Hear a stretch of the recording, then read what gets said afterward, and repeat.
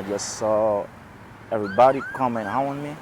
So they they was warning. So I saw um, the security guard say, "Oh, everybody move out! Everybody move out!" So I tried to move out too. So I just wanting to. I just felt something um, hit me on my head. So I was I was losing my conscience. So maybe when I fell down, somebody helped me to go down. I don't know.